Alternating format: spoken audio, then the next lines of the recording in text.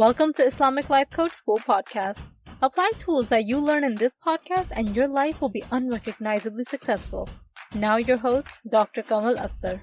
Hello everyone. Peace and blessings be upon all of you. Today we're going to be talking about relationships, specifically how to take care of yourself and how to deal with a relationship that ended, filling a relationship void, if you will. So relationship at their core exists only as a construct within your mind. This is going to be a bit of an abstract concept, but stick with me. Relationships are your thoughts about other people.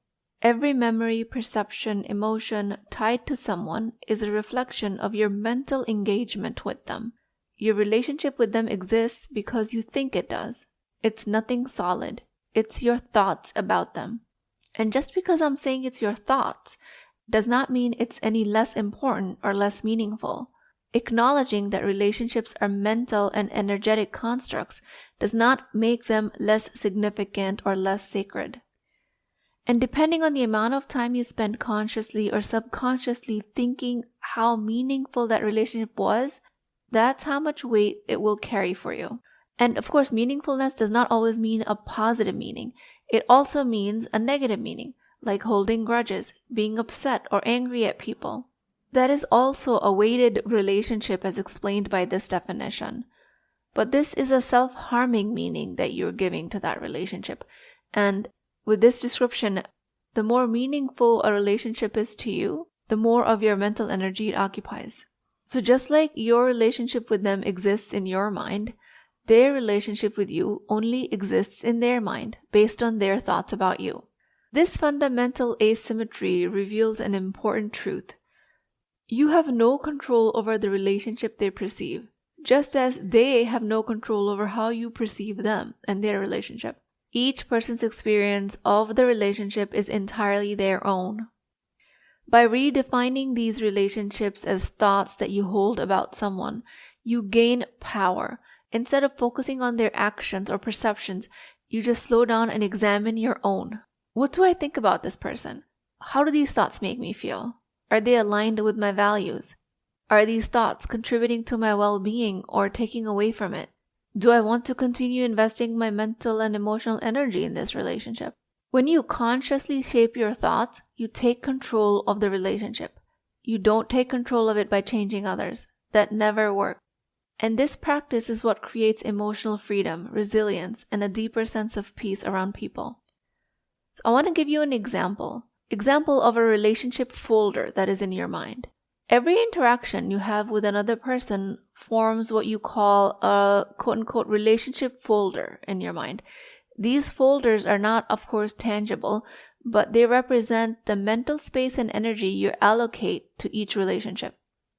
Every thought or memory or perception you have about someone gets filled into this metaphorical folder as a page, contributing to its size and weight. A small folder means brief interactions, and some of these small folders are barely noticeable, like they only contain a fleeting thought or two, 1 or 2 pages if you will. Like if there was a stranger holding the door open for you at the coffee shop, in that moment you might have thought, that was kind of them, and that's the folder of that person. It's tiny, reflecting the minimal mental and emotional energy invested in that interaction. And by the time you leave the coffee shop, that folder might already be closed and forgotten. But then there are larger folders for significant relationships, some of them being massive. They represent relationships you invest deeply in, over time, even over years. Your parents, siblings, romantic relationship with your spouse, best friends, longtime colleagues, mentors. These folders grow thicker because they accumulate countless thoughts, experiences, and body-based memories. And of course, these folders contain both positive and negative interactions. The more time, energy, and attention you dedicate to someone, the thicker their folder becomes. The more you're ruminating over someone, the thicker their folder is in your head. And if you just take a quick mental account of how much time you spend thinking about someone, that will give you a rough idea of how big that relationship folder actually is.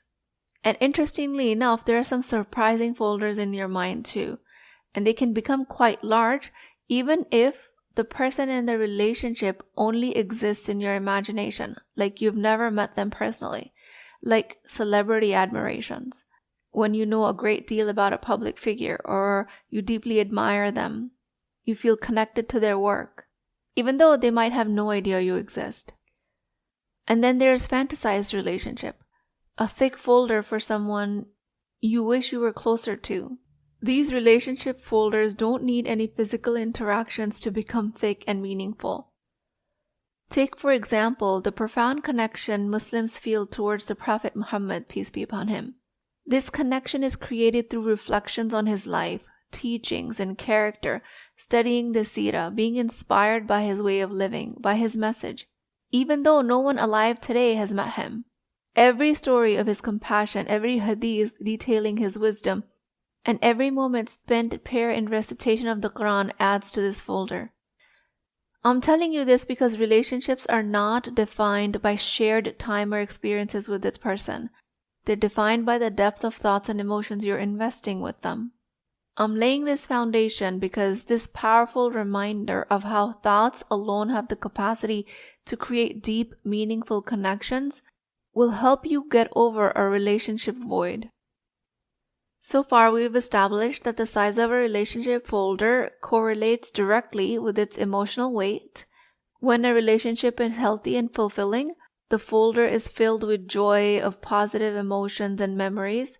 But when there's a strained relationship, the folder is heavy, carrying unresolved burdens, unfulfilled expectations, and just a lot of general heaviness. Both thick folders. You spending a lot of time having thoughts about the individual. But what about when you're going through a connection withdrawal, when you're in relationship deficit? This is when a relationship ends or is fading away, and this will have the potential to create a noticeable void in your mind. This void, this relationship deficit, occurs because the folder you've built for the person no longer has the same function. The thoughts, memories, emotions stored in that folder still exist, but the flow is no longer the same. The content stops because now there's a new reference that your mind has. This person is no longer serving that role that they did. In the relationship void, you're going to be left with a folder that feels heavy, unresolved, and even painful, especially in instances of a deceased loved one. So the size of void, the withdrawal you're going to experience, is going to be directly related to the thickness of that folder. For someone you barely knew, the deficit is going to be completely negligible. Maybe a passing thought about why you don't see them anymore, or you miss them and you might want to get in touch with them. But for someone who played a significant role in your life, especially if you can't get back in touch with them, this deficit is what needs to be managed. Because without proper mind management, it will get overwhelming. Think about it this way. The energy you once dedicated to thinking about them now has nowhere to go. Now you have to recreate those thoughts in a different context altogether, while your brain might be used to thinking about them in a certain way. And this withdrawal is especially challenging when the end of a relationship isn't mutual. If one person decides to disengage while you might still hold on to that connection, and this imbalance will intensify the deficit. And the person who remains invested into the relationship will continue to add to their folder with their thoughts of longing, confusion, regret, while the other person's folder has likely been closed or reduced in significance. So the heaviness of this relationship void, the mismatch that it creates, the emotional turmoil is your responsibility to manage. And it's natural for the brain to struggle to adjust to this new reality. New neural pathways need to form, because the old ones that are associated with the relationship, they've been strengthened by repeated thoughts and emotions. Because of this efficiency, memories will resurface uninvited, and this is why the pain of the withdrawal is intermittent. A lot of times come quickly as a reminder, and is always a lot of times associated with physical pain, which is a manifestation of emotional pain. So technically what I'm trying to say is this is not a sign of obsession or dysfunction.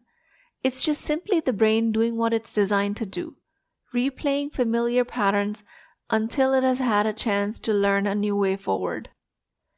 Understanding this dynamic does not erase the pain, but it does help you make sense of why the withdrawal feels so profound. When the relationship ends, depending on how much hope, how many expectations you had attached to that, the neural pathways are going to be just as deep.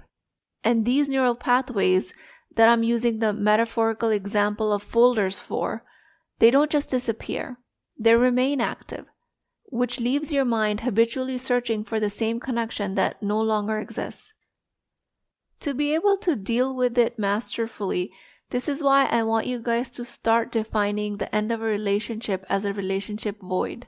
The brain craves what it knows, and when that familiarity is gone, it resists a change. No need to shame yourself for being stuck in the past. Give your brain as much time as it needs to create new neural pathways. Just like breaking any habit, healing from the pain of ending a relationship involves rewiring those neural pathways. At no point does it involve erasing the memory or denying the significance of the relationship. The more deeply you feel the relationship withdrawal, it will tell you that that's how hard it will be to deny its existence. So don't compound the work that you already have to do. Don't shame yourself. Don't deny the relationship's significance. Instead, acknowledge the habit. Recognize that your brain is replaying the thoughts about that person because it's familiar. Not because you're weak, not because you're failing. And then redirect your energy. After you've given that pain, that withdrawal, the full attention, then naturally your body will open up to more activities and goals for the future. And practice compassion. This is the most important aspect. Be kind to yourself during this process. The pain is not a sign of something being wrong with you. It's a proof that you cared deeply. And that's it. It's a sign that you had a thick folder that you're now having to rewrite. And the thicker the folder, the longer it might take. But over time, the good news is that the brain adapts. All of the pathways of the brain that once lit up at a single thought about that person will fade as you will form new connections and new patterns. And the void will feel less overwhelming. And the pain will transform into a quieter acknowledgement of the relationship's place in your life. With this intentional effort is how you create new habits that nurture your growth. This is what allows the pain to become a stepping stone towards healing and resilience. So now that I've told you guys the neurophysiology in very simple terms, it might be time for you to fill the void with constructive thoughts. And instead of attempting to distract yourself with busyness or suppressing difficult emotions, the healthier, more productive approach is to intentionally fill this void with constructive and meaningful thoughts. Maybe you have old goals that you want to revisit. Maybe you have other relationships that you want to strengthen that were otherwise going ignored. Maybe there are more hobbies, skills that you want to pick up. Maybe you want to focus on yourself and your personal development. This intentionality alone will transform this void into a fertile ground for growth. Because now you have all of this mental capacity that was otherwise going towards this relationship that no longer exists. You can use this mental capacity towards a goal of your choice. But this redirection of growth takes effort. It absolutely requires your active engagement. Otherwise, your default pathway will only have you spiraling down. Maybe the best form of elevated thoughts in this case for you might be to connect with Allah on a deeper level. Thank Allah for the lessons learned. Maybe it's available for you to acknowledge how it has helped you shift as a person. Choose curiosity over resentment if nothing else is available to you. How was the end of this relationship for me? How can I make it for my benefit? Curiosity for me always has the benefit of softening the edges of pain. When you hear time heals all wounds, what you're doing is healing through thought replacement. You've had enough of a chance to fill that folder with different thoughts, replacing the painful ones with the ones that promote your well-being. But you have to remember, time alone isn't enough. It's your intentional effort and choice that's going to replace these negative thoughts with constructive ones. This has been why it's important to remember that every relationship exists as a mental construct, defined by your thoughts, your mental images that you associate with another person. The amount of thoughts you carry create a relationship folder, which grows thicker with time. And when and if that relationship ends, the void left behind is originating from your cognitive function, but since every thought creates an emotion, it also leaves a void within your body as an emotional emptiness. And to that, as your brain adjusts to the absence of familiar patterns, that time is for you to give yourself the highest level of self-compassion. You will for sure notice negative thoughts like blame, resentment. And you're welcome to choose thoughts like this. But then also don't be surprised when you don't have a sense of emotional well-being. The ending of the relationship is not causing it. The person who left is not causing it. The person who is no longer there is not causing your emotional discomfort. It's your thoughts about them. And in cases like a deceased loved one, it is natural to keep thoughts like, I miss them, I wish they were around, and going through the grief at your own pace. There's no rush to change thoughts around just to get out of emotional pain. That in itself will create toxic positivity, which is very, very harmful. But when you are ready to step out of that discomfort, you know how to fill that relationship void to gain a healthy sense of self back. And from there, you can transform this void into a space of growth and resilience. Healing is a conscious effort. If left to its own devices, by default, the brain will only usually create pain. Ultimately, turning any loss of a relationship into an opportunity is up to you. With that, I pray to Allah subhanahu wa ta'ala, grant me the strength to endure pain of a loss of a relationship with patience. Grant us all the wisdom to see our life lessons. O Allah, give us the grace to let these opportunities transform us into a better version of ourselves. Ya Allah, fill my heart with gratitude for what was, hope for what lies ahead, replace my sorrow with peace, and guide me towards healing and growth. Ameen Ya Rabbul Alameen. Please keep me in your du'as. I will talk to you guys next time. If you're interested in getting coached by me, I'm offering a very affordable opportunity to do that with Wisdom Wednesdays. This is not a course, not a lecture. This is an opportunity for live coaching, real change with Islamic adab and etiquette. You do not need more information. You actually need a space to create change. At $19.99 a month, which is the price of takeout dinner, you as a Muslim woman will create confidence, intimacy, and connection without shame or fear of judgment, because your privacy is my highest priority. So join at www.islamiclifecoachschool.com, resources, Wisdom Wednesdays. I'll see you inside, inshallah.